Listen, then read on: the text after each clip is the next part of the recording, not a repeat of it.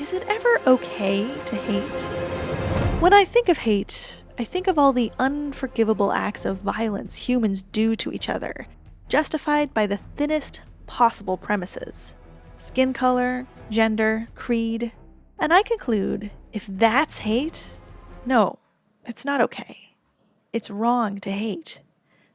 When I think of hate, I think of growing up and saying, I hate them, and being corrected. My dad saying to me, we don't hate. And I think, no, I was taught that this is bad. It's wrong to hate. When I think of hate, I remember being filled with hormones and youthful anger and turning to a classmate who I felt wronged by and telling them, I hate you. And I think of the ostracization, isolation, and shame that followed. And it was hard to conclude anything other than it's wrong to hate. And yet, Hate. And yet, Hate. and yet, Hate. what do you do when, despite your best efforts, you find yourself in possession of that most taboo of emotions?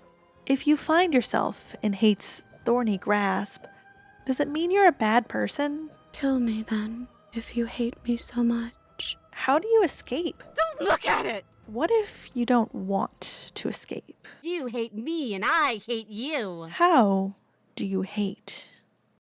Hi, I'm Katie. I'm a reluctant VTuber, and 2 years ago, I made a video about a game that means a lot to me called Slay the Princess. If you haven't seen it, I recommend starting there. This is intended to be a sequel to that video, and we have a lot to cover. I'll start by assuming you remember the narrator, who was once a flesh and blood man who ripped the cycle of life and death apart. I'll assume you remember how this started the ever-repeating dance between the long quiet and the shifting mound, gods representing change and stagnation. I'll assume you remember the woods, the cabin, the knife, the princess, and the way the narrator urged us to kill her in order to save the world and end death forever. You remember how the way we regarded the princess in Chapter 1 changed her nature in Chapter 2. You might even remember that there are 10 different Chapter 2s that pair into 5 different binaries. Consumption and betrayal, skepticism and blind devotion, rivalry and submission, terror and longing, pain and unfamiliarity. And at the heart of it all, an emotion that can only be described as love. But I stopped there, even though the game continues on. 8 of these 10 chapters lead to a variety of third chapters that I didn't discuss at all. And then the pristine cut was released, an addendum to the game with a lot more endings and 3 additional chapters. And when I sat down to replay the game, I kind of felt uncomfortable with my original conclusion. I spent so long marveling at how beautiful it is to spend a meaningful chunk of your life with someone else, to witness so many facets of someone else, and to allow your many varied branches to grow entwined with another's. And don't get me wrong, I stand by all that. I love love. But on a replay, this sort of commitment to commitment, well, it felt irresponsible in the face of some of these scenes. Attack me, bleed me, twist the blade in my flesh, break your bones against my body. I found myself worrying that someone could take my video as an endorsement of enduring anything for love. Do you know what I'm going to do to you? Well, I had to follow up. While Chapter 2s are divided into 5 different binaries, Chapter 3s are divided into trinaries. Each Chapter 2 has its own unique Chapter 3, and a shared Chapter 3 that you can get through either member of the Chapter 2 binary. For example, Rivalry and Submission refers to Chapters 2, the Adversary, and the Tower. And it's possible to get to Chapter 3, the Fury, from either of these second chapters. However, Chapter 3, the Apotheosis, is only accessible from the Tower, and Chapter 3, the Eye of the Needle, is only accessible from the Adversary. This trinary pattern holds true for 4 of the 5 binaries, yielding 12 different possible Chapter 3s. many of the unique Chapter 3s are named for the home of their Chapter 2 counterpart. The prisoner of Chapter 2 would be trapped in a cage. Chapter 2, the beast, would live in a den. The tower climbs towards an apotheosis, and the nightmare gives way to a moment of clarity. This naming convention might be because here in Chapter 3, not only have the cabin and princess warped to match our notions of them, but the forest has shifted as well. If Chapter 2 is named for what the princess becomes, Chapter 3 is named for what the construct becomes. This is the third time we've woken up back here, so understandably, we're starting to develop some feelings about the place. And the nature of the shifting mound is turning those feelings into reality. The consequence of these exaggerated changes is that the construct is buckling under the strain, and the narrator is getting worried. You're on a path in the woods, and at the end of the path... Okay, what the hell is that? Well, this is just great. Let me cut to the chase. Clearly, you've already been here. By Chapter 3, some of the princess's comments seem to indicate that she's developed some theories about what this place is, and what you both really are. We are a path in the woods. We have no beginning, and we have no end. This is a bad place. We're supposed to be together, but it keeps making us hurt each other. But really, it's like our lives are some cruel little play for someone else's entertainment. Yeah, you got me again, you son of a bitch. She's realizing that she is being changed by this place, by you. And in Chapter 3, The Wild, it's revealed that just as the walls of the construct are made of the giant wings of the Long Quiet, the forest is made from the shifting mound. As strange as it sounds, it's consistent. Once the princess is taken away, and we find ourselves in one of the 5 intermissions in a single playthrough, everything is dark, like an empty stage after a performance. It's hard to recognize this place without the forest, but here, where we meet the shifting mound, is the same hilltop that the cabin once stood on. It's only dark because it wasn't just the princess that was taken, but the forest and the cabin as well, all parts of the shifting mound. But the more a princess and her forest changes, the more we awaken to our true nature, and the more the construct struggles to contain us. Which is why, under the right conditions, we get a peek outside the construct in a few of these third chapters. A chance to see beyond. But as quickly as it appears, any cracks in the construct are resealed. The tape over the window fixed before we can get a good look. Because it's not time yet. We can't leave here until we've reckoned with our true nature. This single perspective could never describe an entire relationship. And before, I argued that each version of the princess we meet was a facet on the infinitely complex and beautiful jewel that is love. But these third chapters made me question that because... Even after I ripped your heart out, you still cut me. I've already taken your will, and you're not getting it back. Let's hurt each other. Well, by Chapter 3, it's clear that things aren't going well in this relationship, are they? If Slay the Princess is using binaries to explore what it means to love someone, then it must also be about the binary of love and hate. And this late in the game, after 2 failed encounters, there's plenty of hate between us. If the Chapter 2s showed us the component parts of love, then maybe Chapter 3 is showing us the component parts of hate. So, this time, let's get a little ugly. Let's enter Chapter 3 and stare into the abyss until it stares back. I trust that if you've been here before, it means you know how dangerous she is, and that you know I'm not lying to you about her. You can meet the Fury by either forcing a divine goddess to bloody her hands in the tower, or forcing the adversary to kill you by refusing to fight back. While the tower was a goddess, and the adversary's horns and claws reference the biblical usage of the adversary to describe the devil, the Fury is both divine and diabolic. I suspect she gets her name from the Greek Furies, chthonic goddesses who torture humans for their sins in the afterlife. And like a Fury, this princess seems to be driven by exactly one thing: vengeance.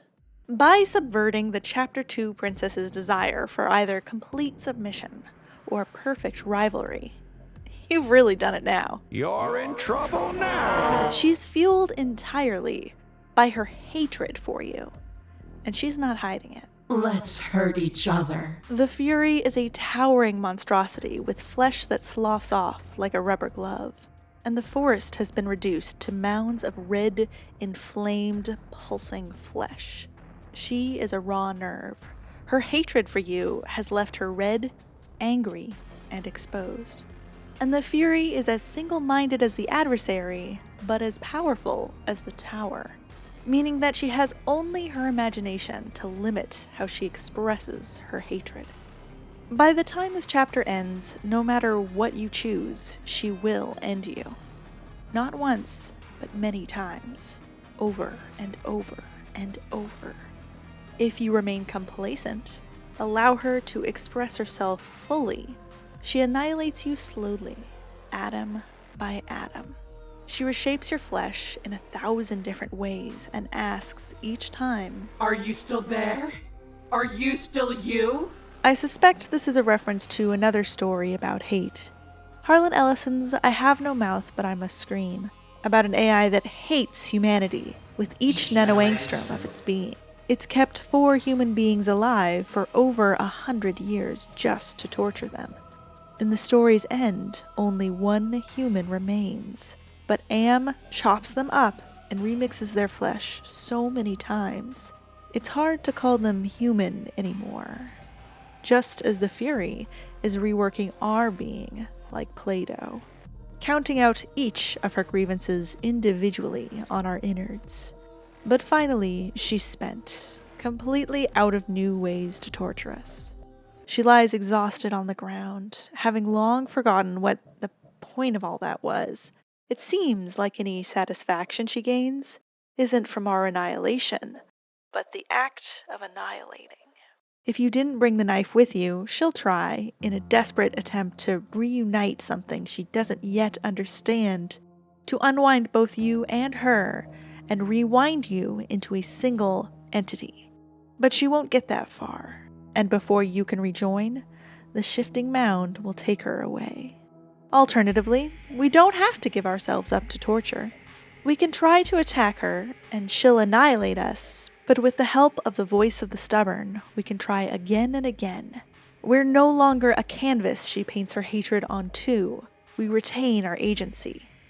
Every time we attack, she unwinds us, and we become less and less until... You are nothing! An empty void that dared to dream it was alive! We've returned her relentless brand of hatred with our own relentlessness.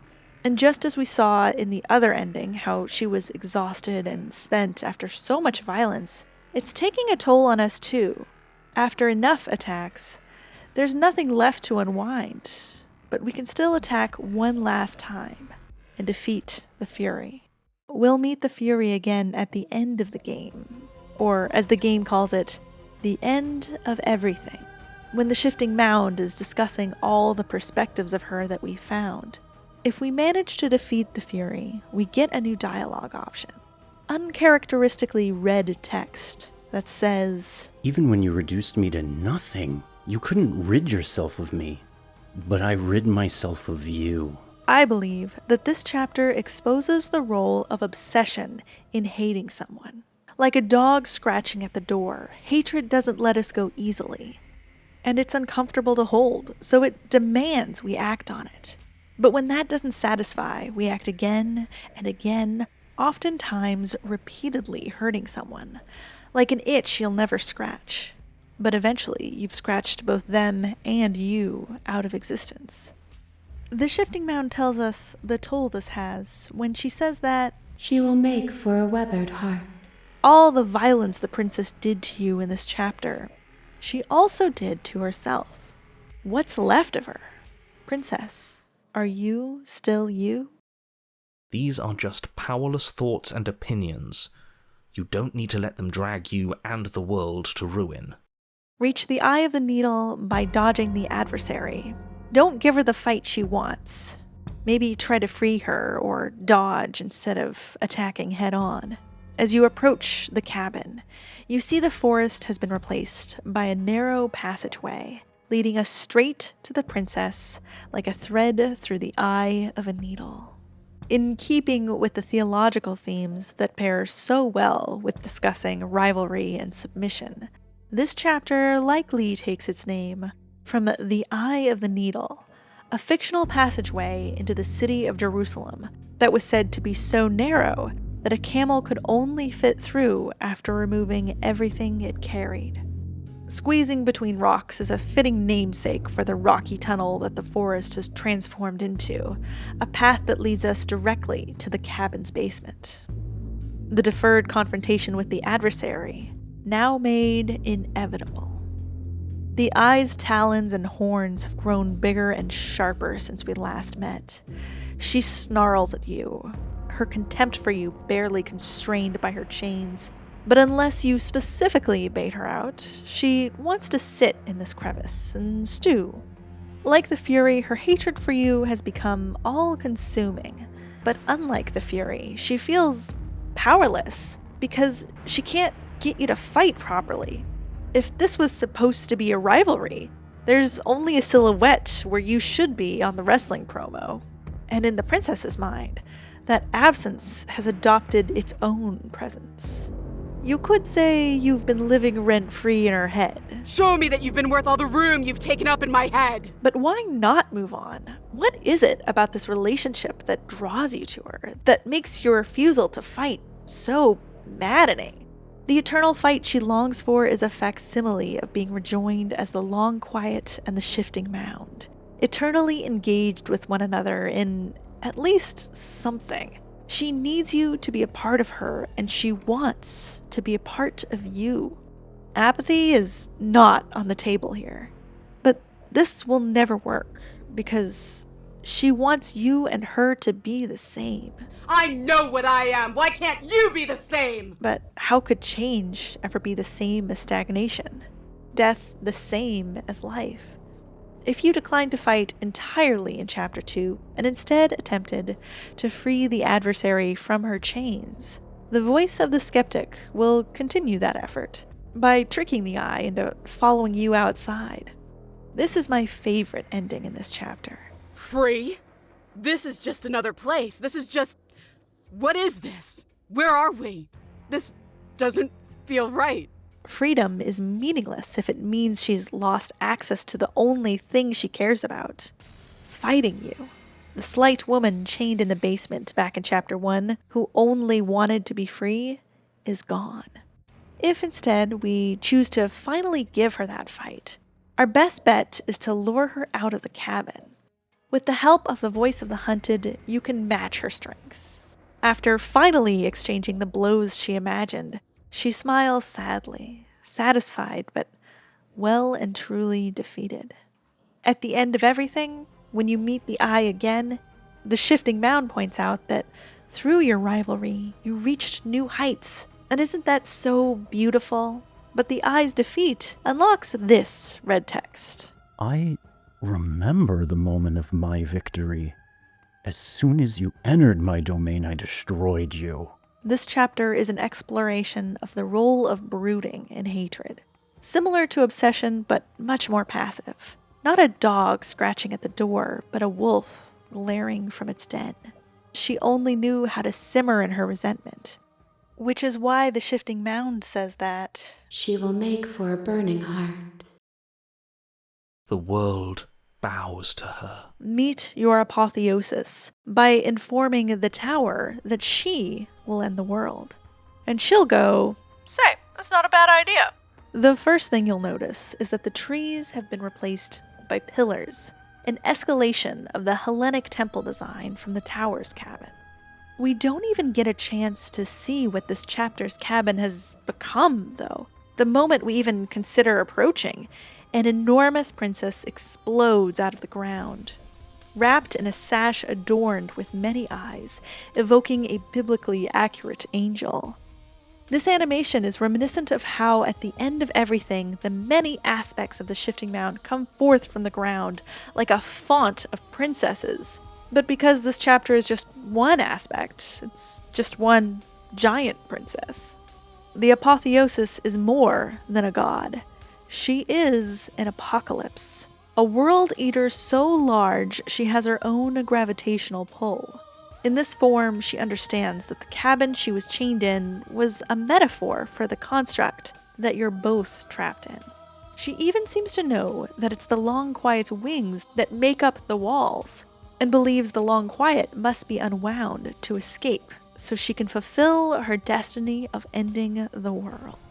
She digs her hands into your feathers and yanks them out to reveal what's beyond. You feel everything. It's agonizing. As she destroys you, she speaks gently, as though you're a wounded baby bird. If you defy her and refuse to be unwound, she expresses frustration. So I've misread you. You are not the willful key that will turn the lock of my liberation. And she's right. Our lack of willpower got us here, so how could we be a willful key? But this isn't the only opportunity you have to finally assert yourself. Later in the chapter, the narrator abandons you, and the voice of the contrarian comments that, I can't believe all it took to make him disappear was saying no once. It's not just the princess we've been submitting our will to, is it? If we do attack the princess, the voice of the paranoid's overly active imagination can summon a reality where this unstoppable world eater can be stopped. And I love this moment where the voice of the broken finally finds his willpower. We're so much more than I thought we were. It won't be misplaced if we win. And I think the unwound Apotheosis is some of the most striking imagery the game has to offer. And that's already a remarkably high bar. If this game had Prince, I would buy this one. It's gorgeous and tragic and triumphant, all at once, because after being unwound so many times, we've finally shown her what it felt like. And for her, this defeat is a moment of earnest reflection. This is all so very small. I'm so very small. I'm sorry. At the end of everything, the shifting mound asks us to admit the power we witnessed, but we can respond in that same red text. Even when you became a shadow of a god, you were still bound to my will. I unraveled you then, and there is nothing stopping me from unraveling you now. If the fury is an obsessive dog scratching at the door of its hatred, and the I was the dog, unable to stop thinking about the hatred it feels, the Apotheosis is the scratch. She is raw power, and she holds you in neither positive nor negative regard, but only seeks destruction. This chapter explores the destructive nature of hate, the will to tear it all down, and the power to actually do it. And I think that's why, when the shifting mound comes to collect her, she describes this vessel by saying, She will make for a terrifying and divine heart. Even if you were stuck in an infinite loop, there's no reason to assume that the mere nature of the infinite would force you to make any specific choice. You do have free will, and you can just keep making the correct choice forever, never deviating. Confront the Wraith by attacking either Spectre or the Nightmare. Spectre and Nightmare represent two poles on a binary of longing and fear, and they are both concerned with one thing: freedom. And you've made it clear from your actions that you have no intention of giving it to her. From either path, you've killed her and refused to help her escape. She has no reason to trust you, and even if she did, we're past the point of compromising. She's getting out of here. You're just the getaway car. The Wraith will possess you. Unlike the Spectre, who asks permission, this possession will happen by force as she hoists her skeletal torso violently into your body. It is excruciating. This ends one of two ways. Either she escapes or she doesn't. Once she's possessed you, she'll begin dragging your broken body toward the cabin door. The narrator will attempt to slow you down by extending the hallway longer and longer, like some nightmare. But the Wraith persists with total disregard for the pain and your mortal frame. I will drag this body until it is a paste of meat and feathers. I will be free. But the moment she escapes, she panics. She's like the dog that caught the car. Most escaped princesses at least react to the outside world. Remark on the stars. Express relief or joy or excitement. But not Wraith. It's just... What is happening to me? She doesn't even remark on the cold. Or you could reveal yourself to be more determined than she is. And if you disregard yourself too, you can wrest control of your body just long enough to throw yourself into the endless pit that the basement has become, leaving you both to fall forever. Just like the escaped Wraith, we also don't know what to do with this victory. We ask, What happens now? And the Wraith, frankly reasonably, responds, What do you mean what happens now? You wanted this. In both endings, the goal took up the entire field of view. There is no sacrifice too great, and there is no plan or even reality to pursue afterwards. After falling into the pit, you won't meet the Wraith again until the end of everything. But when you do, the shifting mound will appeal to the value of action as an aspect of change. Isn't action, choosing to throw yourself into a pit, part of what the shifting mound offers as the agent of change? But since you defeated the Wraith, you can rebuke her. Even when you cut the signal to my body, I cleanly executed you. And when I was confronted with your spirit, I hurled you down a bottomless pit. The Wraith is determination personified. You can see why the shifting mound says that. She will make for a driven heart. She shows a complete lack of regard for you, your agency, and your body, because she had a goal and you were in her way. Determination is a surprisingly important part of hatred. When we set ourselves toward a goal and we hit an immovable roadblock, hatred can begin to fill the space between us and the obstacle as we slam ourselves against it over and over. It's a simple kind of hatred that narrows our options down to a pinhole and makes us feel trapped and desperate. A blind hatred that leads you to not only a total disregard for whatever is in your way, but for yourself as well. You may even find yourself relishing the harm that comes to you. The pain feels good because I know you feel it too. But once the object of your hatred is gone, once the roadblock is removed, it's alarming. It's like missing a step on the stairs, and suddenly you feel like you're falling.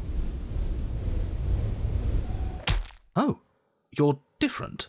Become the princess and the dragon by surprising the specter. Let her possess you, but then slay the princess anyway by driving the pristine blade into your own heart. The construct resets, and we find ourselves stuck inside the princess's head without any of our voices to guide us. It's just us and her now. We don't even get a title card.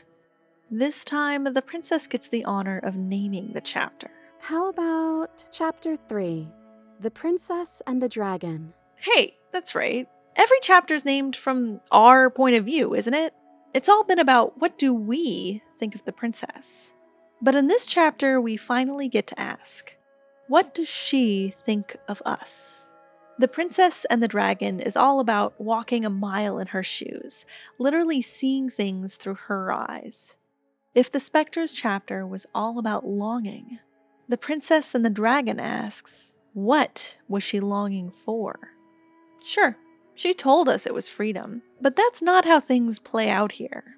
Once we're in her head, she doesn't talk about freedom quite as much. It's almost like being understood, us learning what it's like to be trapped, is more meaningful to her than the freedom itself. This chapter's colors are inverted, suggesting that while we, the Long Quiet, see things in this black on white pencil art style, the princess sees things in a chalkboard style, white on black. We can infer that anything else we see in this chalkboard style is a view through the princess's eyes. For example, at the end of everything, when we get flashes of each princess's perspective in her last moments before being claimed by the shifting mound. But in this chapter, we finally get the clearest look at ourselves we'll see in the entire game, and I see why she called us a dragon. Scales, feathers, we're a skulking, hulking mass. Instead of a small, beautiful, fragile creature, a bright spot in a dark basement. We see the Long Quiet as a hideous, intimidating darkness that envelops everything in its path. My first thought playing this scene was, wow, this princess is brave. When we come downstairs, she might be demure or steely, but she always greets us. She never cowers. Maybe she sounds uncertain, but she always meets our gaze. Faced with this, I don't know if I'd be as brave. As we watch, we realize the cacophony of voices we've grown accustomed to is replaced by the silence in the princess's mind. The version of the Long Quiet before us, now occupied by the narrator and the voices of the hero, the opportunist, and the cold, contemplates us for a moment. And then stabs us. But then something unexpected happens. We're back in our old body, once again restored to our status as the Decider. The pristine blade seems to act as a conduit now, transferring us back and forth between the mound and quiet with each stab. Its purpose is warped after what we did to the Spectre. Several times throughout the game, the princess refers to the blade as a needle. Pick up that needle. I think I'm going to take this particular needle out of the picture. At first I thought this was just a way for her to diminish the blade, but it kept coming up in different contexts. And then I realized that while a blade cuts, a needle mends. And the narrator tells us over and over again that this is our implement, suggesting it is more than just a weapon. And I wonder if that's why the blade works here as a conduit, both reuniting and separating our minds, both severing and mending. At the end of everything, if we choose to take the knife into the cabin one last time, the hero agrees it's a good idea. Not because he thinks we should hurt her or because it's safer to go armed. He says that it's always seemed to give us more options than not. But no matter how, it's done. We and the knife have traded places. We're back in our body. The princess removes the knife from her chest, and she's looking at us. We can either admit the princess has no reason not to kill us, and in an act of empathy, she decides not to. After all, where's all this stabbing getting us? We escape the cabin together. A mostly happy ending, the only bitter note being the remaining scar over the princess's heart, where we stabbed her back in Chapter 1. The trauma we caused her has healed, but it's never really gone. Alternately, she stabs us, again and again. With each thrust, our consciousness is sent ping-ponging. We're together, we're apart, we're together, we're apart. Each connection tightens the space between us until eventually we're fused together. A warped simulacrum of whatever we were before all this happened and the narrator ripped us apart. Why were we fighting each other? You started it.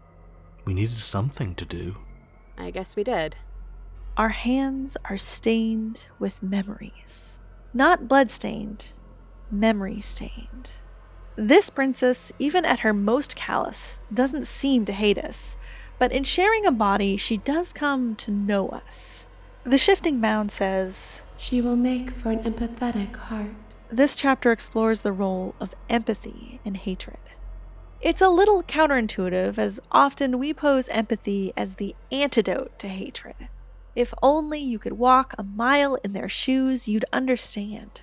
But familiarity breeds contempt, as the saying goes. And in its most violent ending, this chapter agrees wholeheartedly. Sometimes it's the knowing that makes the hatred burn hotter. If you don't have some understanding or relate to the object or person that you hate, it would be a lot easier to just let it go, ignore it, let the hatred fade away to mere apathy. But it's the knowing that gives them the power to really get your goat. In another ending, you can choose to neither fight nor save the princess. You can leave the cabin alone, even after sharing a body and learning the agony of being trapped in this basement for yourself. You can still choose to just walk away. Ignore that shared understanding.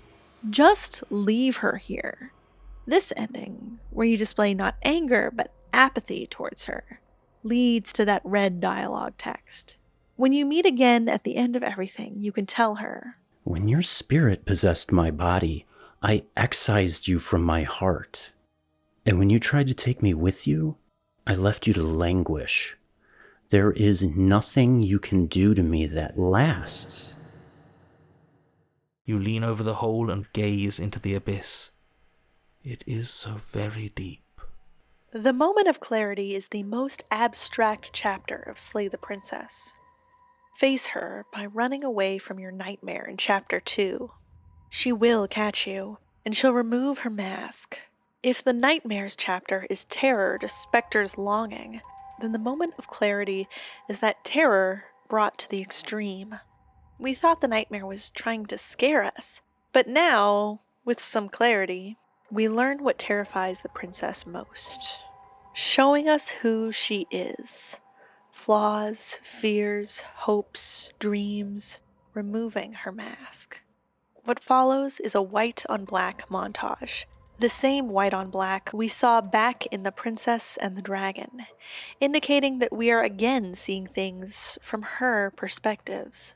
We see her life, lived over and over here in the construct. We see what torture it is. She's born, she lives, she dies. 1,000 different lifetimes, 1,000 different paths. Some good, some bad, but she's always trapped. Let me out! We see why Spectre, Nightmare, and Wraith, all of them are so desperate to leave this place because anything would be better than this. Let me out! After witnessing all this, the title card appears. And another and another. A title card for each life we saw. Until, with the help of these past lives, even the chapter card has inverted. We now see exactly what it is to be the princess, watching from the outside this time. Let me out! The trees in the forest have become unrooted in this chapter, floating in space. We'll soon learn that the forest is just as much a part of the shifting mound as the princess is. And seeing the roots exposed like this is a reflection of just how vulnerable she's feeling right now, after she's just shown you everything. Having lived thousands of lives, all our voices are awake now, and traveling with us to the cabin. All of us are about to witness all of her. And there is no cabin here. No house for her to hide inside. Just the pristine blade planted in the ground. When we reach for it, it falls through. Its purpose to sever the ties between you and her, long made irrelevant. Or perhaps its ability to mend us back together, maybe already realized. When we've seen this much of each other, could we ever really separate ourselves? We look down into the dark hole the blade revealed. When you stare into the abyss stares back. If the princess lives here, slaying her would probably be doing her a favor. As she comes up to meet us, she's become even more terrifying than the nightmare. Her mask cracked, her extra arms make her seem like a spider as she climbs up from the abyss below. It's not hard to feel like she's mocking us again.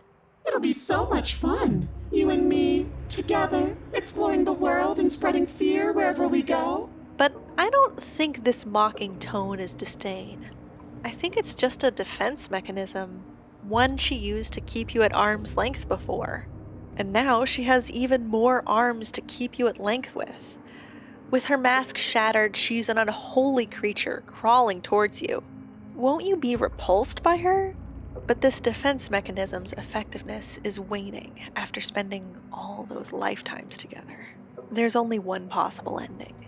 You must take her hand and let her out. A poetic contrast from Chapter 1, when we turned away in fear and doubt and kept her locked in the basement. When we free her, the mask fully shatters, and with it, the last of her defenses. We can stare into her and witness every facet of the darkness within. For all her past cruelties, the moment feels gentle, tender even. This tenderness reflects the bizarre but authentic nature of the intimacy you share. There will be no red text when we meet her again at the end of everything. This heart has seen enough. With time, it has earned the description the shifting mound will give it. She will make for a wise heart. This chapter is about hatred's need to witness. A witness. She even says, our role after setting her free will be as the one who watches her. Like a scab you can't help but pick, or a car crash you can't look away from. Sometimes the things that seem like they would repulse us also draw us in. If our hate is burning like a flame, then we're drawn to witness it like moths. Together, the Wraith, the Princess and the Dragon, and the Moment of Clarity demonstrate how terror and longing live on the same binary axis, and the way that we can both long for intimacy, but be terrified of it at the same time.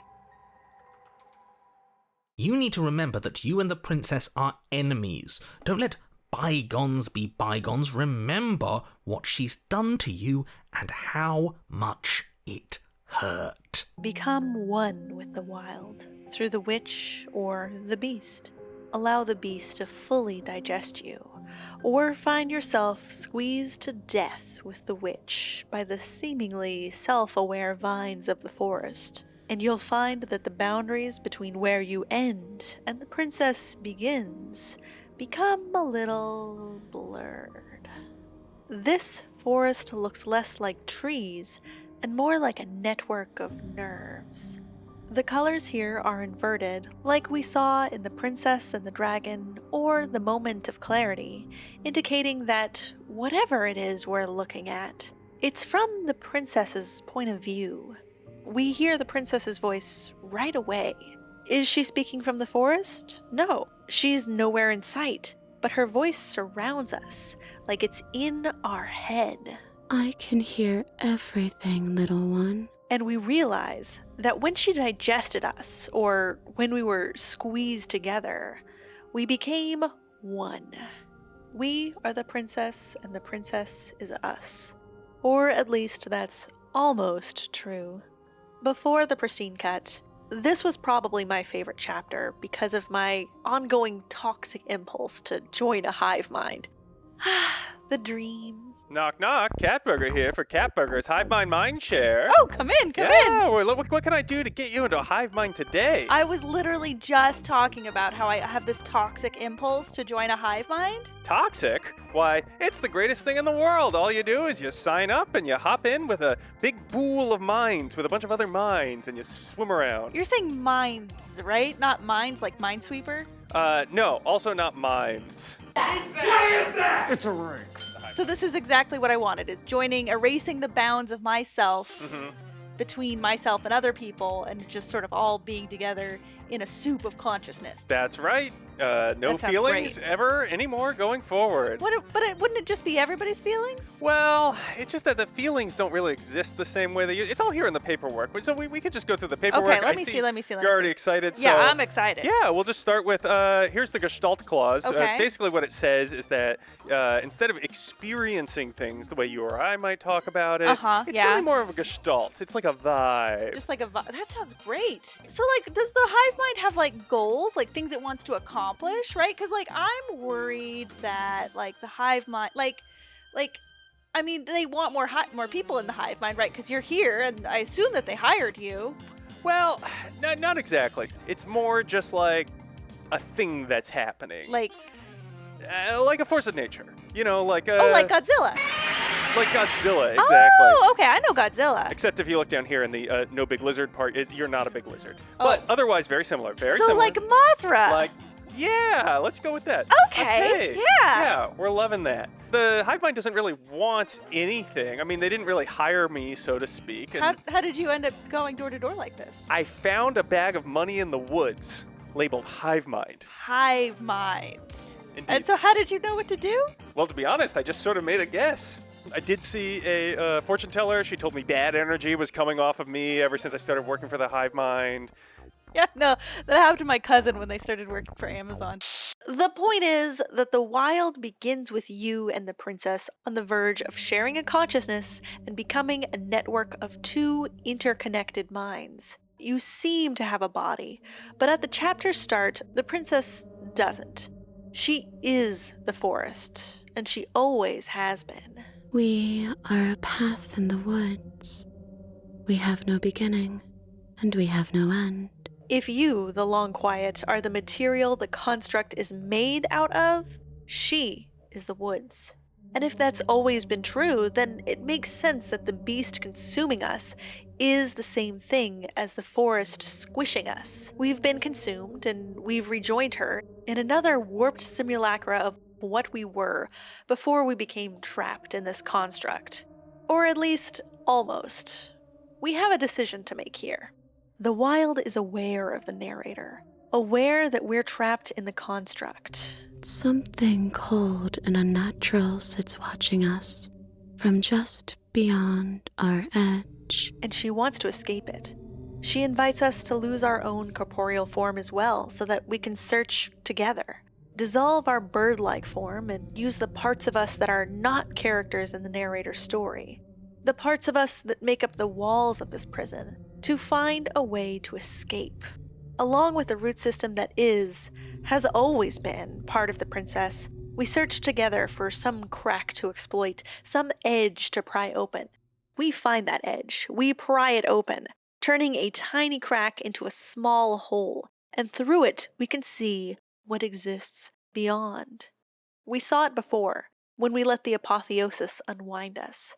It's a little hard to tell what it is at first, but watch for a moment and you'll see. Little fresh shoots sprouting up from the ground, a representation of growth and change and how beautiful it is. I like to think, since this is a story set at the end of the universe, that this is a new universe screaming to be born just outside our walls. For the narrator, the grass growing must seem like barbarians at the gate. We don't get a chance to escape. The hole we make seals itself, and the wild is claimed by the shifting mound. For her willingness to shed her physical self just to see what's outside, the shifting mound says that she will make for a curious heart. Though we might decide not to join the princess in that search, and this threatens something. Don't look at it! Press on that bruise and the wild shatters. You'll suddenly find yourself back at the cabin, knife in hand. Or at least, this chapter's version of the cabin. A large tree-like structure. And the princess has regained her physical form. She's growing out of the central trunk. More evidence pointing to the forest and the princess being one and the same.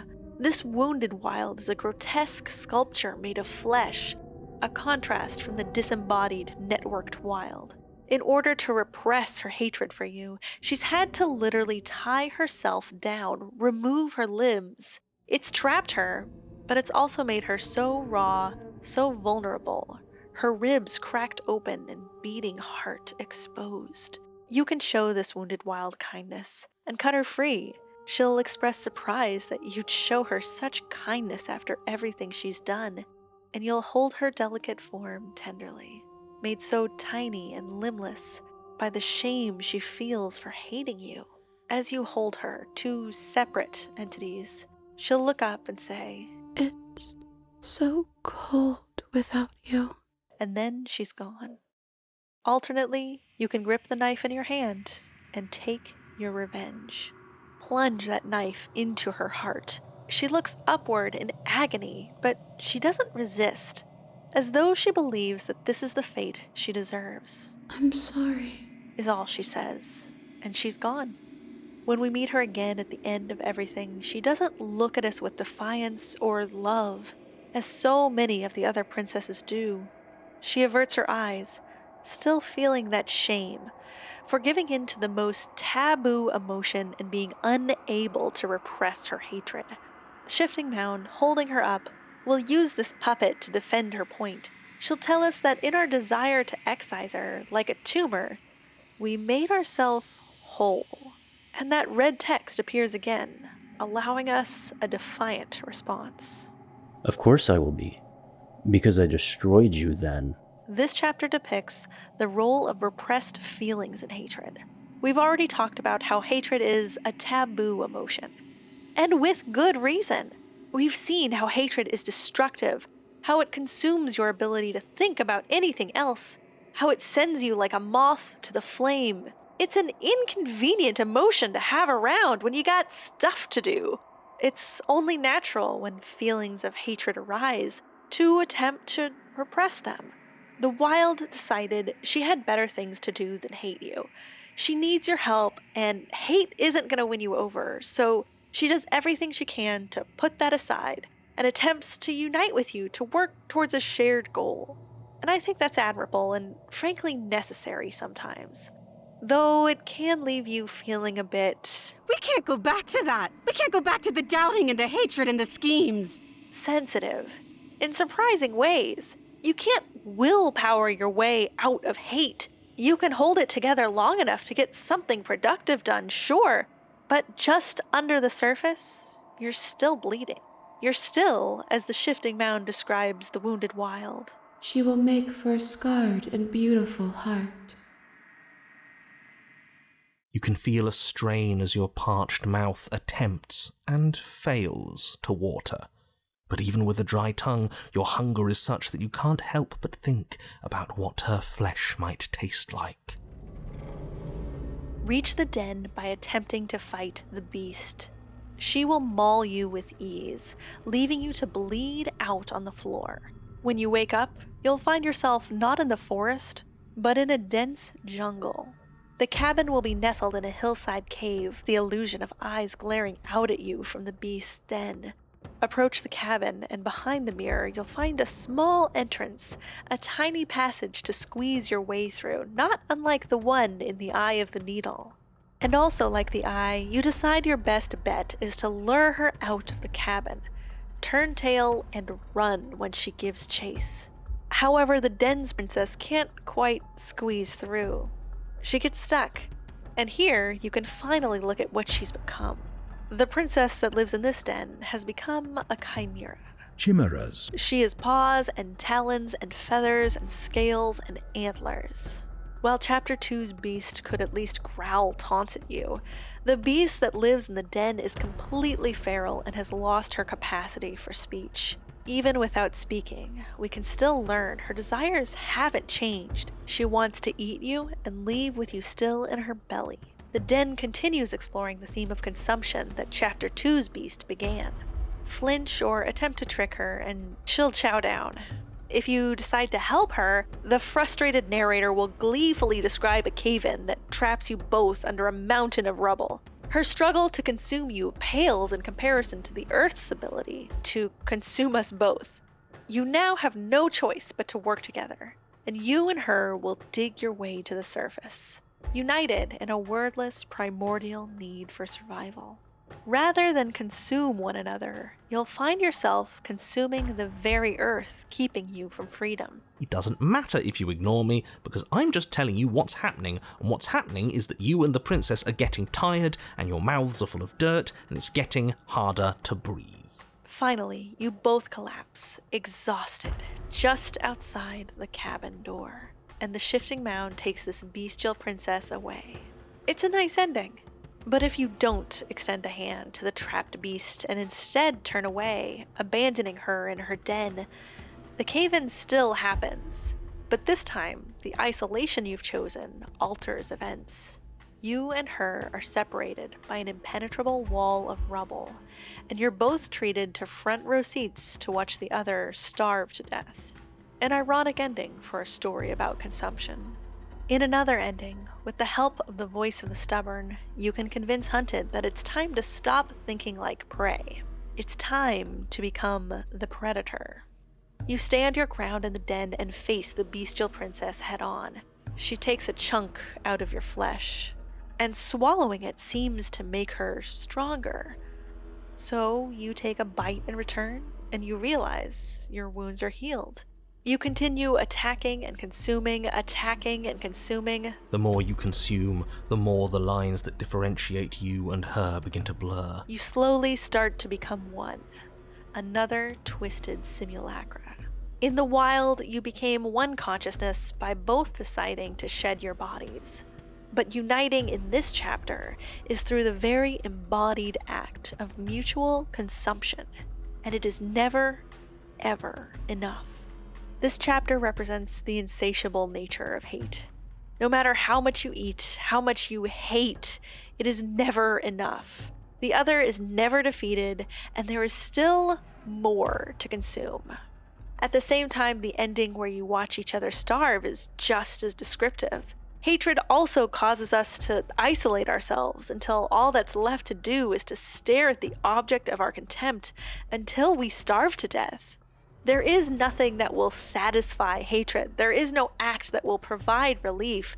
There's always another bite to take, another angle to attack from, each act starving you of your humanity. We are both constantly consuming and always starving, which is why the Shifting Mound says that she will make for a ravenous heart. In order to find the red text dialogue at the end of everything, we have to refrain from indulging our hunger. Don't devour her, just attack. Plain and simple. At the end of everything, we'll get the option to say, the more we fought, the more you became an animal. I put you down then, and I will put you down now. The world doesn't need your savagery. That's the spirit. Don't forget what she's done to you. She's practically asking for you to slay her. The Thorn is an intimidating chapter to write about because she has fans. And it's easy to see why, because this is by far the most romantic chapter. Saving princesses, enemies to lovers, the voice of the smitten. You don't have to worry about me. My head's always empty. I'm here to feel, not to think. Thorn, like the great state of Virginia, is for lovers. So, Thorn fans out there, I'm gonna do my best to do your Oshi proud. And if I do a bad job and I misrepresent your girl in any way, you're more than welcome to trash my Oshi in the comments. Dear Dad, I am not dead. Stop. Hope you are the same. Stop. Thinking of selling my clubs? Stop. Spending my insurance money? Stop. Prick your thumb on the thorn by giving the witch the benefit of the doubt. Hand her the blade as a mea culpa after betraying her back in Chapter 1, and she'll betray you right back. Which, fittingly, was the theme of Chapter 2, The Witch. With a score of 1-1, we start Chapter 3, The Thorn. Even the trees of the Thorn's forest have dwindled to tiny toothpicks with short, sharp branches, as if prickly thorns are sprouting directly from the ground. Once you enter the basement, you see the princess sat amongst a bed of vines, with each thorn growing inwards towards the princess, meaning that every step you take towards her makes leaving all the more excruciating. Every step forward means taking on more risk. This imagery reminds me of the hedgehog's dilemma. Two hedgehogs might want to be close, but their prickly spines means each step closer comes with a risk. And two unpleasant people, yes, you, and you too, they'll keep their distance, but out of a need for connection, they'll get as close as they can while still avoiding those thorns. And that tentativeness is present in spades when we meet the Thorn. She regards you with suspicion. How will this encounter go? Who's betraying who this time? But you're hiding something, aren't you? Why would you help me if you weren't helping yourself? The cabin's interior appears war-torn. The walls are barely standing. It's reminiscent of Europe after World War I, and red flowers growing up from the floor indicate that whatever battles have happened here, enough time has passed for new life to grow. On my first playthrough, I assumed these flowers were roses, because it would make sense with the thorn imagery and the romantic possibilities this chapter offers. Though they don't really look like roses, do they? Thin stems with reflexed petals. These are poppies.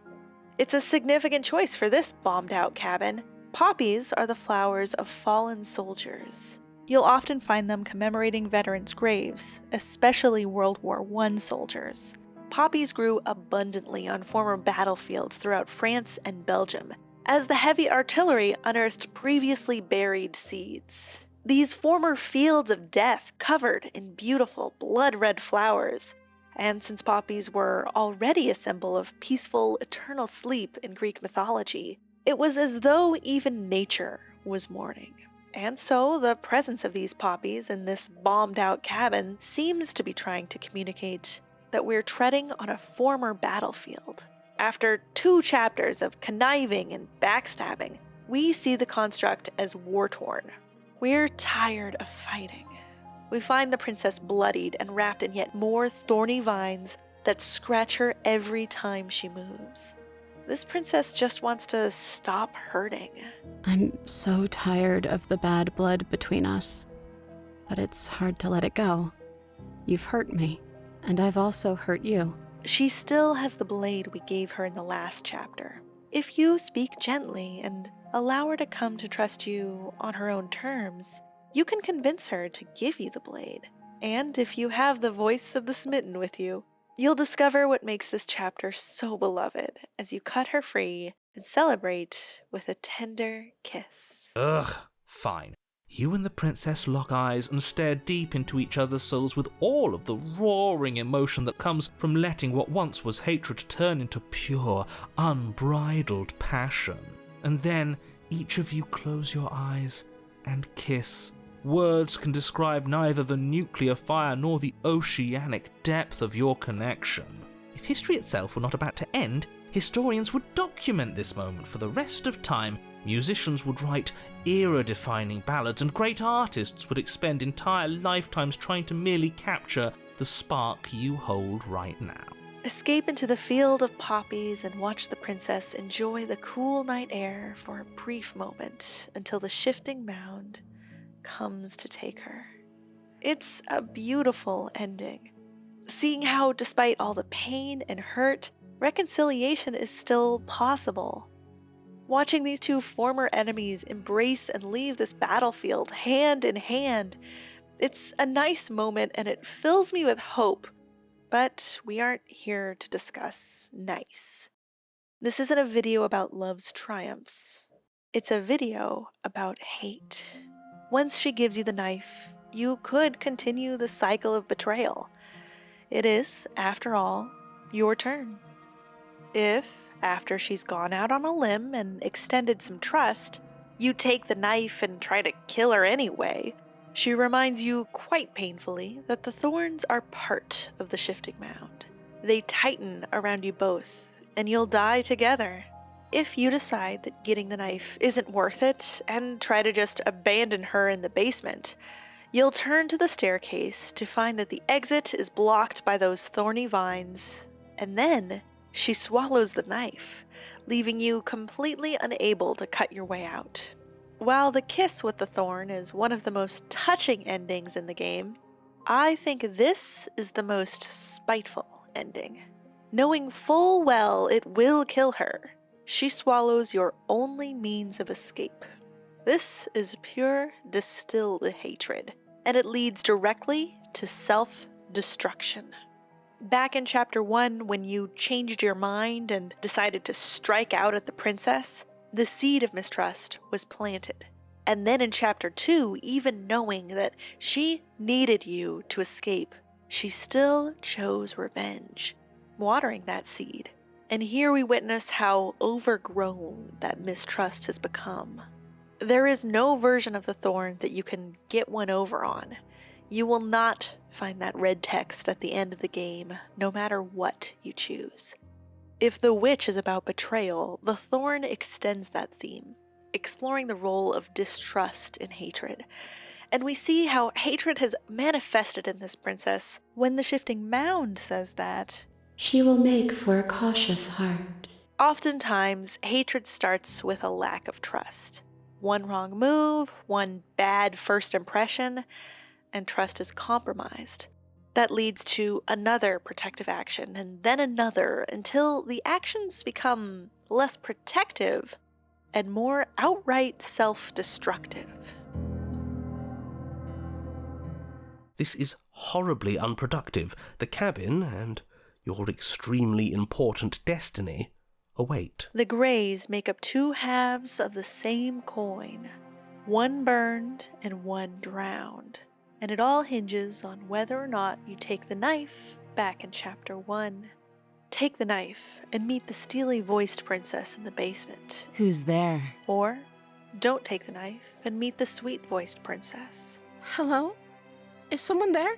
Attempt to free her and, thanks to the narrator, the princess will be forced to kill you. In the next chapter, the sweet-voiced princess becomes the damsel, representing blind devotion, and the steely-voiced princess becomes the prisoner, representing skepticism. In either chapter, we can choose to kill the princess we just attempted to save, sending us directly to Chapter 3, The Grey. Or The Greys, rather, as you'll meet a different version of her depending on which route you took. Both versions of The Grey open on a barren landscape. No forest in sight. Perhaps the princess is drawn into herself a bit. You can almost feel the wind whipping against your skin. If we arrive here from the damsel's route, this place is dusty and dry. One stray spark would light the dry grass on these hills ablaze. From the prisoner's route, it's raining. Even the land is drowning. Even the land is tired in February. We approach two very different cabins, one waterlogged and rotting, and the other dry and dusty. When we enter the cabin, the ghostly princess floats by. Our victim is haunting us. Both Greys want the same thing here, to kill us, but they have very different motivations. The drowned Grey we meet through the prisoner has learned that she was right to be skeptical. She regards us with those cool eyes and keeps us at a distance. If you even take a step towards her, a torrential current washes you away. But the drowned Grey is less logical than the prisoner. Her actions aren't rooted in the rational. The power of this tidal wave demonstrates the strength of her feelings. She watches as we drown, and we feel a hand curl around our ankle, dragging us deeper into the depths. We look back to see the corpse of the swollen princess we stabbed before. This princess is not concerned with her freedom anymore. She's only concerned with watching you suffer as she suffered.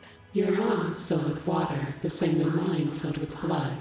In the end, we're not so different. Skepticism has been overcome by sorrow, and we are drowning in her tears. The burned Grey also wants to kill us, but not to be rid of us. She believes that you and her will be united in death. Dying apart kept us apart. Dying together will keep us together. Her blind devotion was a flame, and it's gotten out of control. If you and her are destined to be together, and you killed her, the only conclusion that makes sense in her mind is that you both die together. As we watch her face burn away, her mouth curls into a smile, and she places her hands gently over our hands, even if we're plunging the knife deeper into her heart. She too has been overcome, but not by sorrow and resentment like the drowned Grey, but by love. There's no stopping this wildfire, no stopping the flood, though attempted murder still counts as rejection. At the end of everything, when we meet again, we can tell the burned gray. I killed you without a second thought. And when you returned to set us both ablaze, I remained while you burned away. Or we can tell the drowned gray. I killed you while you tried to strangle me. And when you flooded me with tears, I did not drown. The grays are overwhelmed, either by hatred or love, prompting the shifting mound to say either, "She will make for a deep heart," or, "She will make for a bright heart." These chapters demonstrate both hate and love's tendency to overwhelm us, especially after we've been hurt. To take drastic action to do something dramatic. This impulse to do something about it is always more about you than it is the object of your adoration or disdain. It's a desire to take a stand, define yourself in a way that cannot be denied. Everything I do is so dramatic and flamboyant, it just makes me want to set myself on fire. She may claim that she loves you or hates you, but in reality, she no longer sees you. Maybe she's the ghost here, but you might as well be just as translucent. You are no longer a person she interacts with, only an object, as the lack of options in these 2 chapters show us. She is so overwhelmed by her feelings towards us that there's no longer any room for us to act. We are now only an object that is acted upon. You've clearly already been here before, and judging by how deranged you all are, you've already been here more than once. My favorite 3rd chapter dances around, depending on what's going on in my personal life. But lately it's been the cage. You can only find her by way of the prisoner. Hand the prisoner your knife and she'll cut off her head, identifying this as the only way she'll break free from the shackle around her neck. But leave the cabin without her head and find yourself in the cage. Here, trees have been replaced with gallows. You know, the thing a noose hangs from? Fun fact, did you know gallows is actually derived from the Proto-Germanic word galgo, which translates to tree branch? So, you know, in a way, they're still kind of trees. From these gallows stream many, many chains. We enter a narrow chain link bridge and enter a cabin with an interior made out of yet more chains. Everything about this environment reflects the isolation and trapped feeling inside a cage. We fall through the floor, also made of chains, to meet the princess. The head she severed in the previous chapter is now kept in a bird cage, and her body is restrained by the hooks at the end of, you guessed it, more chains. And we are suspended in the air by our own set of hooks digging into our flesh. As the princess's body moves towards us, our chains tighten. We're connected. We can plead with her to stop, tell her it hurts, but the body can't hear us. The head tells us this was inevitable. I don't have a say. Neither do you. You, of all people, should know that. It's how it always goes. What's the point of making a choice if it all ends the same way? I'm still stuck, and you're just as stuck as I am. It's hard not to see her point. No matter what we do, every chapter we've played, things end the same. They end badly. I wake up in chains. You come to me, knife in hand. You give me your implement. I cut myself free. No matter what we do, every time we come back here, things end the same. And yet we keep coming back. This princess has come to believe that neither of us have any free will. She seems to understand that we're both trapped in a construct, and she's given up on getting out, accepting the construct as her cage. I don't make choices, at least not any that matter. We have no agency here. How fitting that the road here began when the narrator took control of our body and removed our free will back in chapter 1. And so it's significant that this 3rd chapter begins with us already holding the knife. Typically, the knife is a choice we make, but this time the choice has been made for us. The stage is already set for our dance, and this princess will be watching from her cage, So of course the shifting mound says that. She will make for a watchful heart. But what if we throw the knife away? Is breaking the cycle really as simple as choosing something different? Well, yeah. The knife's absence stops her dead in her tracks. A new set of possibilities stretch out before her. The body opens the cage, and she quite literally frees her mind. We take her head gently in our hands, and her body remains behind, hoisting us up and out this pit of despair. Her demeanor radically changes. It's softer now. Her heart has changed too. An open cage means the shifting mound says that. She will make for an open heart. A good ending. I like this ending a lot. And you're gonna hate me for this, but I also love the twist ending. Once we reach the top of the pit, we remark that there's only one choice available to us now. Only one choice, huh? Did we once again give up our agency? I mean, what's the alternative? Dropping me to prove a point? I'm joking, by the way. Please don't drop me. Huh, I hadn't even considered that. Should it be an option? Can it be an option? And lo and behold, a new option appears. Typically, at this point in the chapter, the narrator has lost. He often abandons us before we even get to the door. He thinks he's lost and nothing he does can change things. He believes he's lost his agency. But why should the rules be any different for the narrator? He finds a way to exercise his own free will by imagining something new. While yes, I am the #1 narrator hater because decay exists as an extant form of life, I like that the narrator gets to feel that same sense of hope and possibility that we find. Well, I'll be damned. Did I just will that option into existence? I think it's these moments of freedom, where you find a different way of looking at things and suddenly anything feels possible, where being a living, breathing, changeable human that will die one day feels most vital. So, in the spirit of free will, let's throw this princess into the pit. One final middle finger before we go. When we meet her again at the end of everything, we can brag about it in red text. It was so easy to let you fall into the abyss. You needed me, but I never needed you.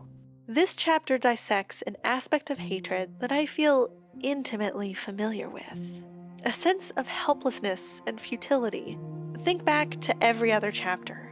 The Fury finds no satisfying resolution to her obsession, no undoing the destruction wrought by the Apotheosis. The Wraith is never satisfied, even after she finds freedom. There's no avoiding the eye of the needle. Hatred both sprouts from helplessness and leaves a sense of futility in its wake. When you feel like you have no options, it can seem like the only thing left is that most taboo emotion, hate. And once hate has found purchase in the soil of your heart, there's no real satisfaction to be found. So you just feel numb. The point is a happily ever after for the entire world, one that belongs to you as much as it belongs to everyone else. So I wasn't always going to make this video. When I finished the first one, I was like, yeah, no, there's totally more to talk about here, but I said what I came here to say. But then the Pristine Cut came out and it was getting these like rave reviews, and I was like, okay, so I'll check out the Pristine Cut and then maybe I feel inspired to make like another chapter 3 video. So I'm playing this chapter that I'm about to talk about, Happily Ever After, and it's in playing it that I realize, oh no, I definitely have more to say, don't I? That's freaking beautiful. I love that. Yes. Yes. It's just no piece of art or media has ever made me feel seen like this chapter. But kind of seen in a way that I didn't want to be seen. Like, I would have rather kept hiding, to be totally honest with you. So I sit down to start writing, and like, this is obviously the first chapter I think about. And I freeze. I freeze up for like a year. I can't get the words out. It's like too scary. I don't really know where to begin. But then I'm psyching myself up. I'm like, okay, great, we're gonna do this. It's happening. I start a replay, and I find myself putting off playing this chapter. Like, I'm dreading just experiencing the chapter again. And I know that there's something in there, some truth that it's sort of scratching at in me that I know I have to dig out and I have to put it in the video, but I'm scared to do it because, like, it hurts. It hurts to live in this section. So I guess what I'm saying is, hey, Black Tabby, how could you do this to me? Like, me specifically, Tony, how? It's a fair price to pay to give her everything she doesn't know she wants. Okay, I'm ready. Let's do this. Find your happily ever after by asking the damsel to spend forever with you in the cabin. But we would have to be here forever. This is the only time the damsel will ever doubt you. And since, you know, her very nature demands that she be free of this unchanging construct, that's fair. But the voice of the smitten can convince her, he says. We just need to show her our heart. Are you okay? You can't do that and be okay. Way to go, Smitten. You really know how to charm a girl, don't you? Everything goes dark, and you die. We wake up, not in chapter 3, but in the epilogue, happily ever after. And it has to be an epilogue, because a chapter is a part of a story, and stories have conflict. But here in our happily ever after, there can be no conflict. But then, as we go through this epilogue, you'll see how everything about the way it's drawn and written scratches at that which does not want to be scratched. For its surface is perfect, and its contents are fragile. We don't start in the forest. We start in the cabin, or rather, the grand hall the cabin has become. We can't see the forest anymore. We asked the princess to stay here forever with us, so we're trapped here too. Instead of going downstairs to the basement to visit a prisoner, we go upstairs to meet our beautiful queenly wife. She doesn't even need to be chained to the wall anymore. She's decided to stay here of her own free will. Instead of chains, a hulking shadow looms over her. This is what happened to Smitten. It seems he ripped himself out of our chest and has devoted himself completely to serving her. She doesn't give commands. She only needs to gesture at a want she might have, and the shadow fulfills it immediately. There was no knife downstairs either. Why would we kill our beloved? Instead, she wears the blade around her heart. At first, this seems to represent a commitment to never hurt her. She has the knife now, and she wears it prominently, like a wedding ring. It's a promise. But as we sit across from her and we listen to the strain in her voice as she attempts to remain positive... Sorry, that was snippy. Its meaning shifts. You and she will never fight as long as she stays here. It becomes less a promise and more a sword of Damocles hanging above her. The knife, the needle, the only implement of change between you both, is frozen in amber, inaccessible, but always in sight, just out of reach. Before we even regard her, the narrator describes the tapestries around the room, woven with scenes of chivalry and courtship and romance. The many cloth eyes are fixed on each other, gazes averted from the long table in the center of the room.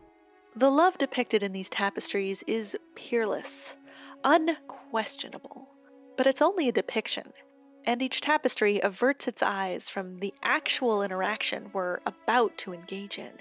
The ugly reality is too much to bear for these imagined perfect shapes. She invites us to sit down, and she only needs to mention dinner before the shadow has already served us a lavish feast. We eat again and again until the law of diminishing returns dictates that we no longer enjoy the food. Also, a quick aside. What is this? Why does it have 2 sets of wings? Where did it come from? Can I have one as a pet? We finish the meal one final time, unable to take another bite. The princess looks at us and says the most honest thing she's said thus far. I'm so tired of this. A torch sputters out. Maybe it's time for a game. The shadow sets it up. It's fun at first, but you inevitably start to get bored. The princess suggests maybe if we made up more rules, it would be fun again. And it is, for a while. But eventually... I don't think I can play anymore. Another torch goes out. There's a deadly love triangle in this chapter. The princess constantly looks to us to confirm whether or not we're happy here. Isn't dinner tasty? Isn't this game fun? Oh, it's not? Well, what if we do this? Or change that? Or... And meanwhile, the shadow, smitten, is treating her the exact same way. Anxiously fulfilling needs, not because it feels good to make the person you love happy, but purely in an attempt to just make her happy. Please, please, just be happy. But Smitten isn't some other guy in the love triangle. He's just another aspect of ourselves. We and the princess are both trying desperately to keep each other happy before we even consider our own feelings. When a torch goes out and the shadow anxiously dances in response, the princess reassures. I'm happy. I promise. We're both so happy here. Anything that threatens the happiness is a danger because it might make another torch go out. I think that's what makes this chapter so devastating to me. Every single person has good intentions. Smitten wants the princess to be happy. The princess wants us to be happy. We got this chapter by trying to find a solution that saves the princess and keeps the narrator happy. And even the narrator, as misguided as I think he is in his quest to end death, is just doing what he thinks is best. No one is bad here. It's just not working. And no matter how much you try to bend your reality or yourself to make it work, with endless feasts and games, it's never gonna work. All torches burn out eventually. The final torch flickers. This ends in one of a few ways, hinging on how we treat this final torch. We can either insist we won't let it go out, and the princess will agree. The shifting mound will wrap its arms around the tiny figure sat at the other end of the table and whisk her away.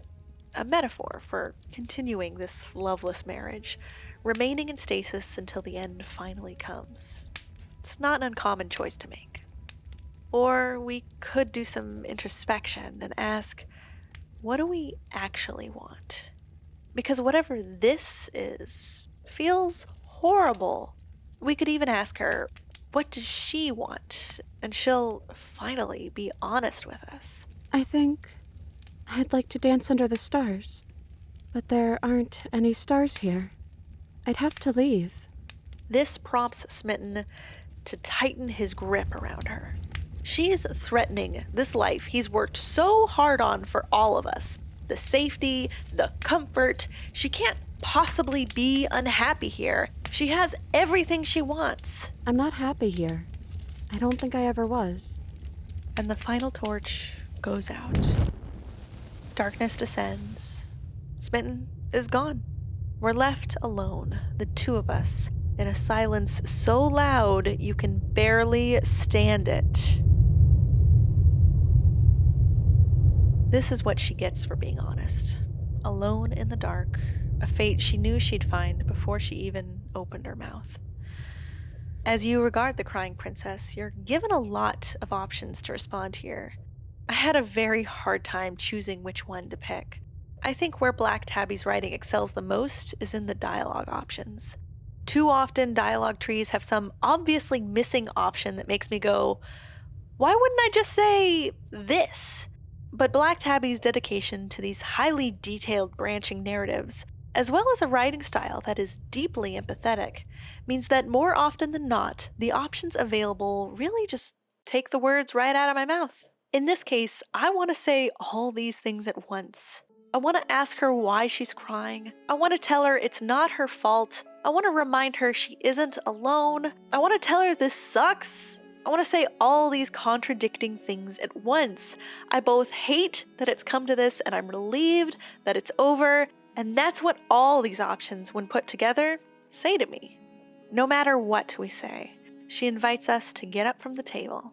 We go downstairs together.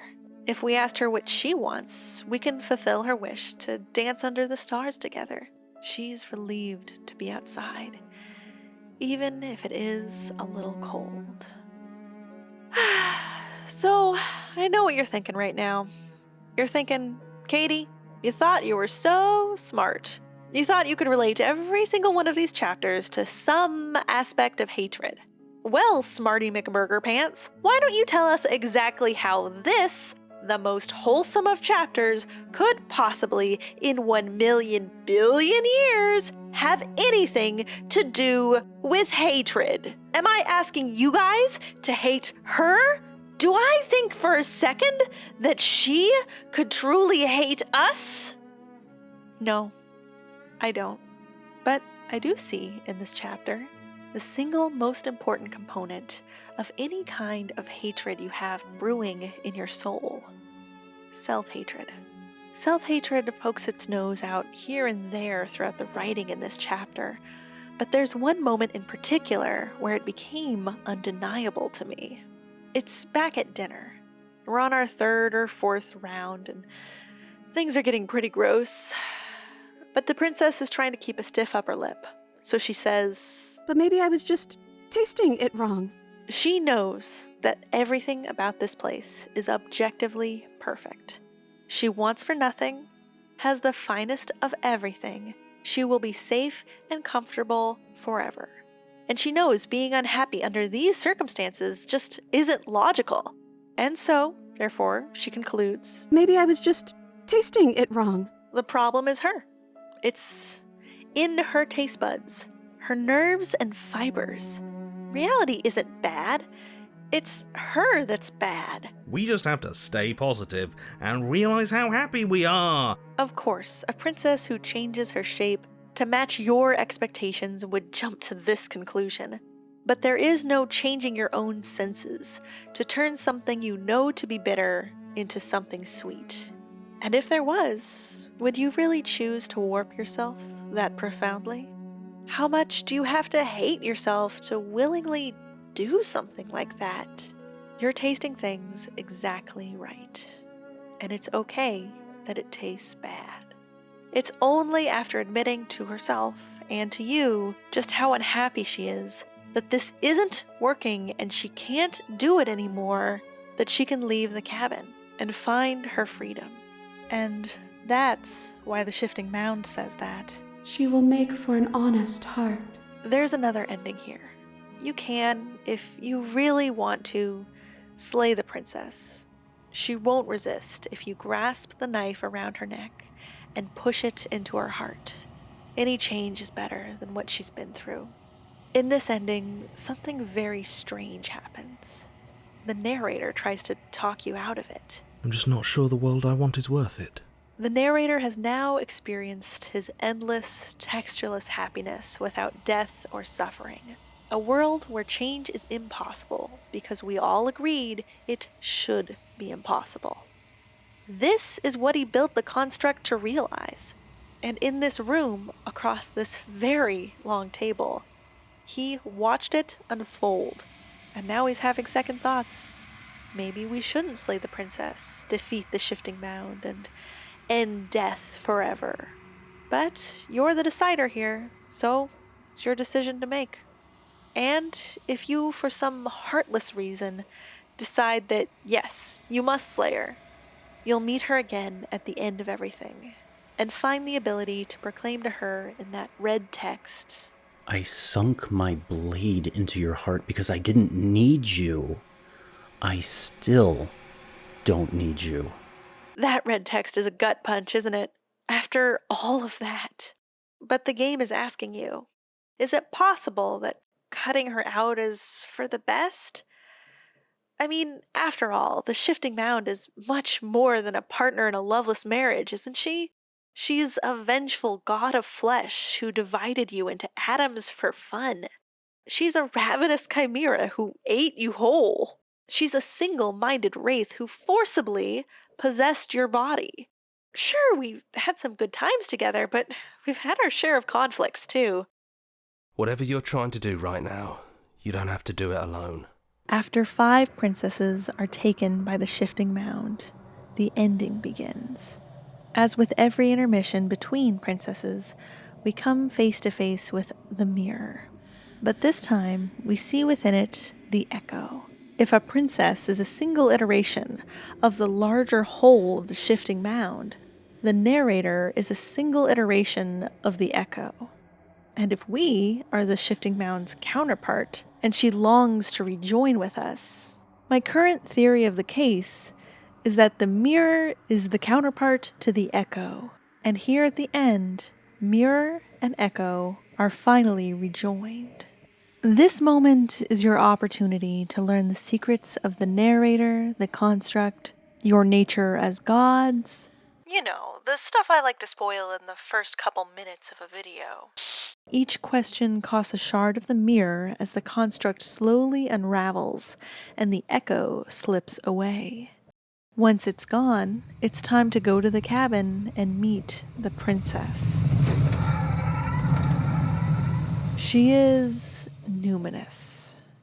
Her many aspects climb towards a 3-faced goddess, reflecting the trinary structure of the game's final chapter. She regards us with love, reaching out to rejoin with us. I've missed you dearly. But even a hint of resistance on our part reveals that she's quick to frustration and impatient with anything resembling opposition. Violence has always been our language, hasn't it?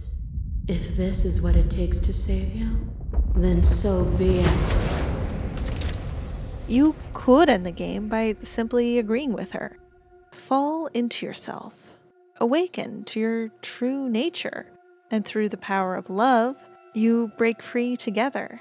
Begin a new universe that contains as much suffering and death, growth and change as the old one.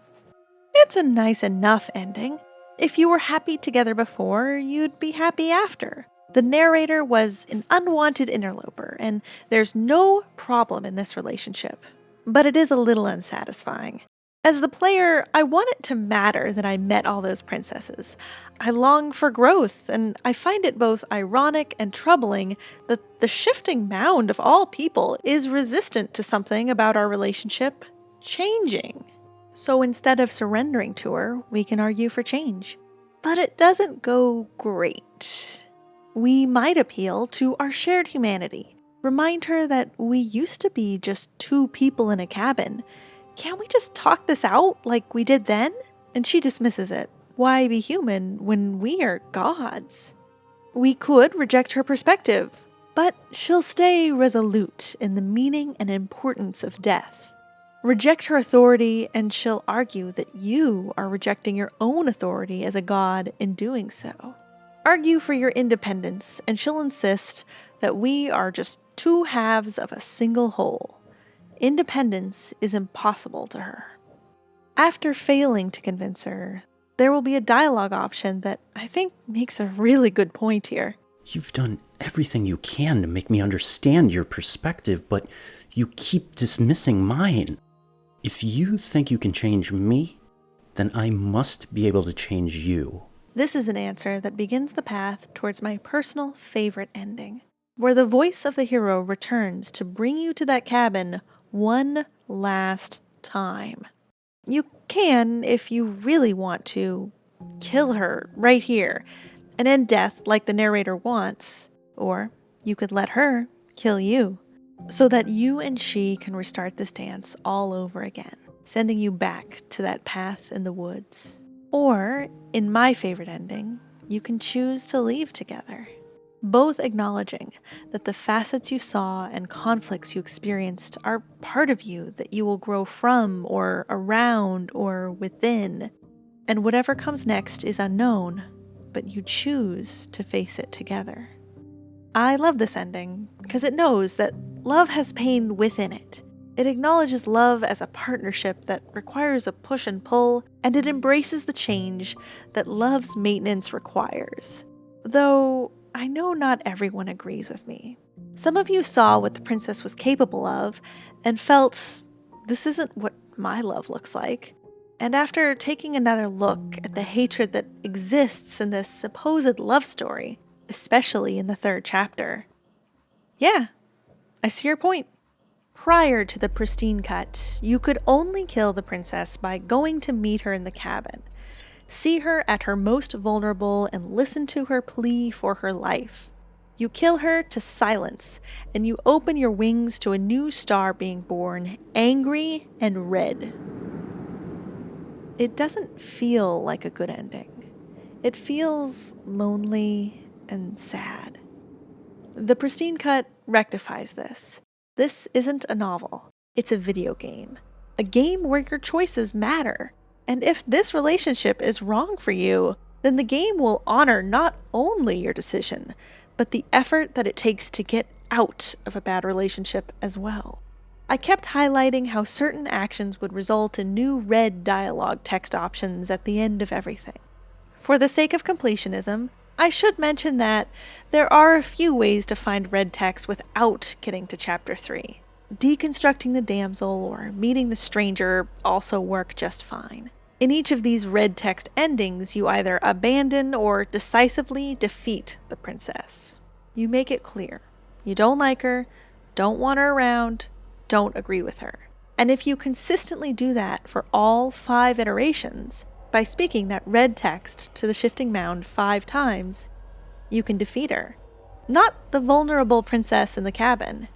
No, you can approach the shifting mound on equal footing as another god and strike her down.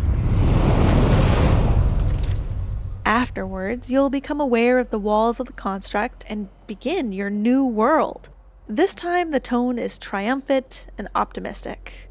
Instead of an angry red star, the new star is expansive and overlooking a vast ocean, as though you've just emerged from some metaphysical womb, reborn into a new universe.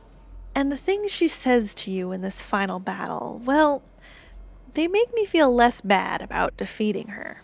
She asks, panicking, "What can you ever hope to be without me to define your shape?" When we know that there is an ending after this, that you can exist without her just fine.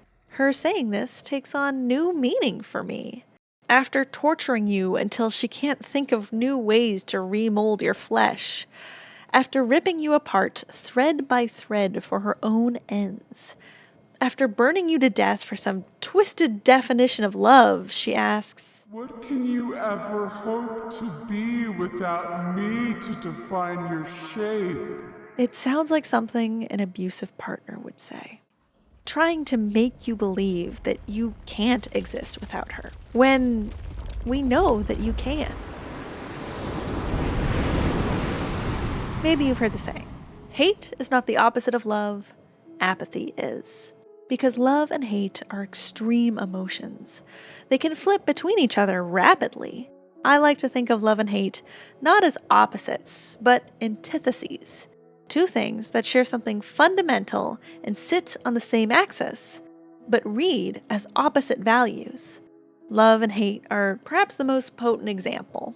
Whether you love or hate someone, it means you must care what happens to them. And the only difference here is whether you hope it's good things or bad things. Binaries and antitheses are a primary theme in Slay the Princess. Skepticism and blind devotion are antitheses on the spectrum of emotion. Longing and terror on the spectrum of intimacy. Consumption and betrayal sit on the spectrum of survival. And rivalry and submission are 2 extremes of dominance.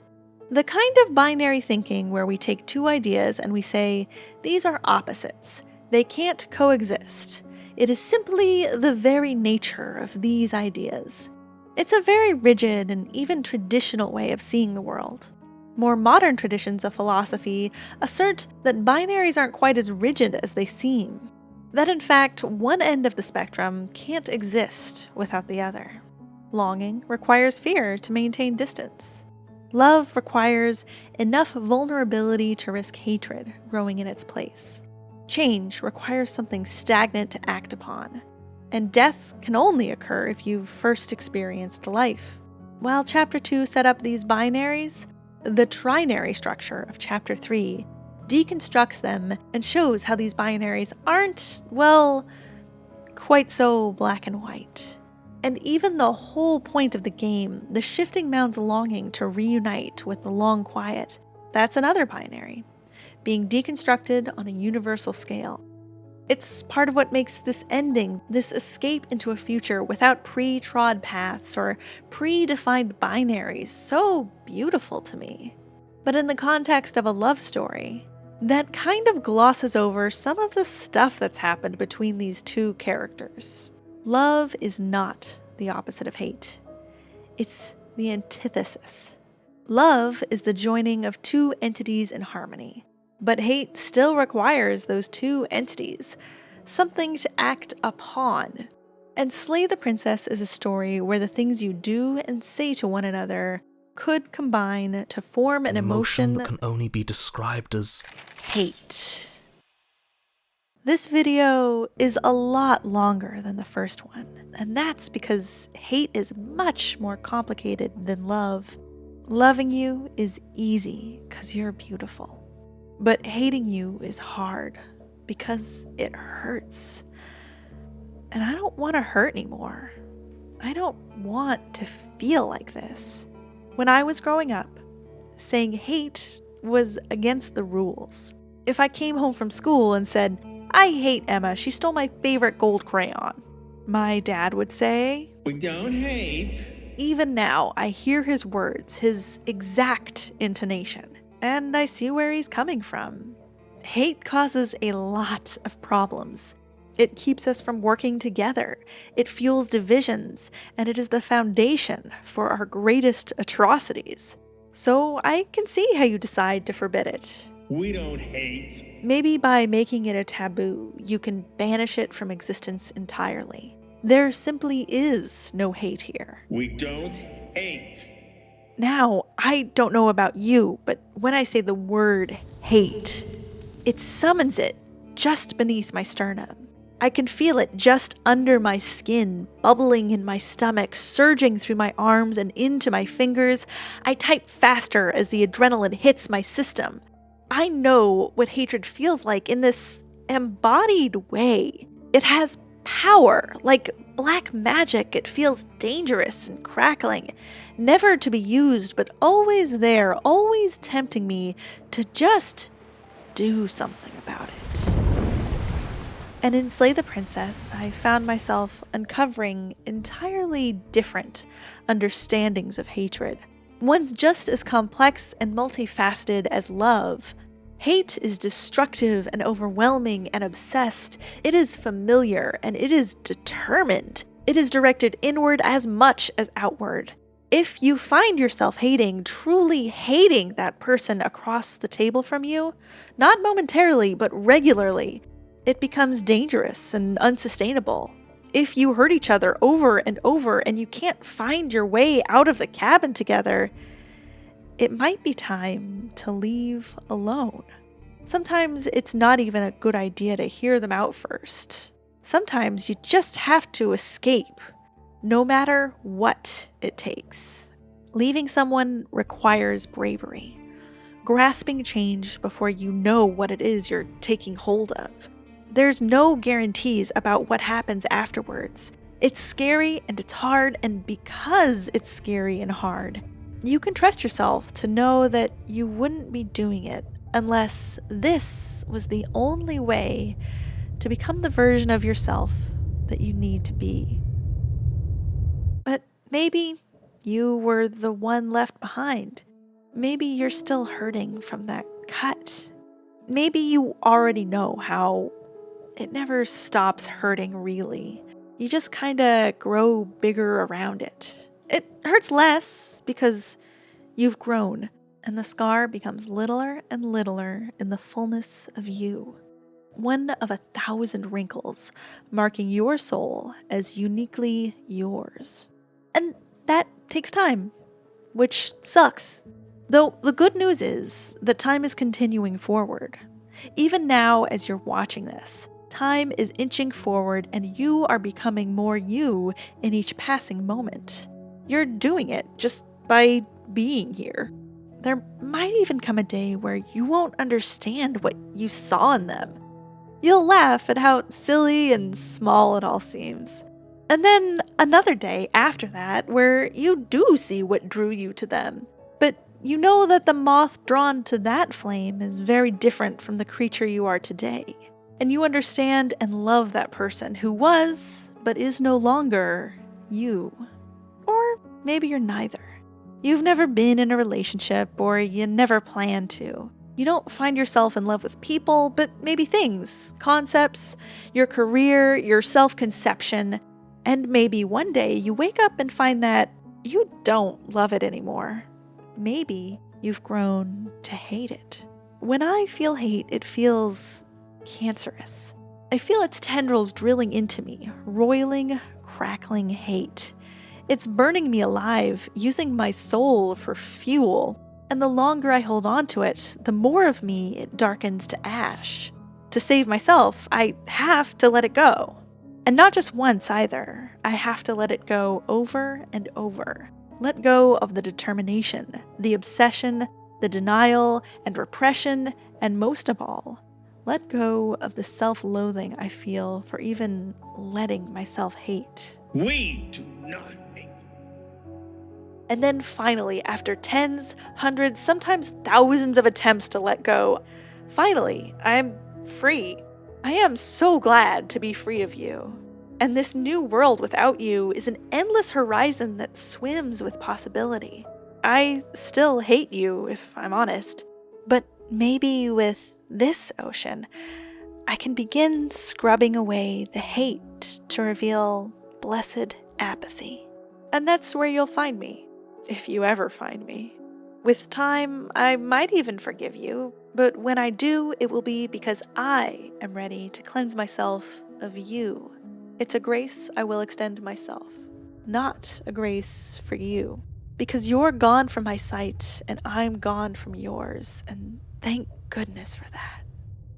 Hate, as ugly as it is, serves a purpose. It shows us the edges of ourselves. It's the turning back and saying, no, I don't want this to be part of who I am. It's the alarm telling you that a boundary has been crossed, and in that crossing, you've learned something powerful about yourself. The shame you feel when hate rears its hideous head inside you might be what stands between you and finding that boundary. The self-loathing you feel when you deny your own hatred is keeping you from becoming who you really want to become. Hate is calling you not to hurt someone, but to stop yourself from hurting any longer. It's not your responsibility to show up in a relationship and know exactly what you want. It's in the mistakes and the failures that you learn that. Maybe you find out you don't want a relationship that demands a certain level of competitiveness or allow that part of your personality to be consumed, or whatever it is that awakens your hatred. It is your responsibility to own your actions and to stand up for yourself and each and every one of your beautiful edges.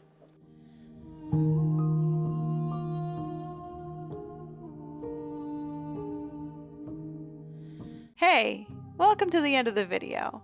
Thank you so much for watching the whole thing. I really did not intend for it to be this long, and in the grand tradition of YouTubers, I stayed up all night to get it off of my desk. Hopefully I was able to justify the length to you.